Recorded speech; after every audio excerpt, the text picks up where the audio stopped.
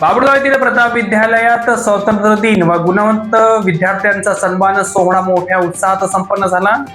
प्रताप विद्यालय व कनिष्ठ महाविद्यालय बाबुळगाव येथे स्वातंत्र्य दिन सोहळा अत्यंत उत्साहात आणि देशप्रेमाच्या वातावरणात पार पडला।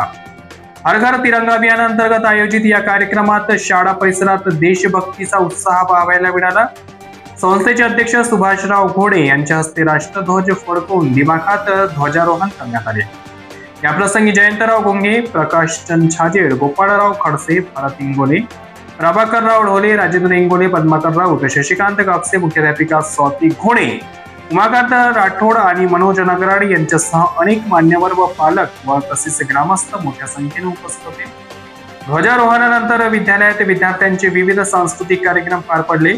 यामध्ये विद्यार्थ्यांनी सादर केलेले देशभक्तीपर समूहगीत, आकर्षक नृत्य आणि स्फूर्त भाषणांनी उपस्थितांची मने जिंकले।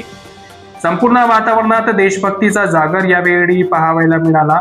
या शानदार कार्यक्रमाचे सूत्रसंचालन भास्कर जाधव, प्रवीण मिरासे, आम्रपाली वाघमारे आणि गीता खडसे यांनी अत्यंत उत्कृष्टपणे पार पाडले।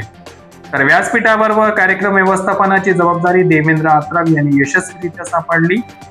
कार्यक्रमाच्या शैक्षणिक सत्र 2025-26 मधील 10वी आणि 12वीच्या गुणवंत विद्यार्थ्यांचा विशेष सत्कारही यावेळी करण्यात आला।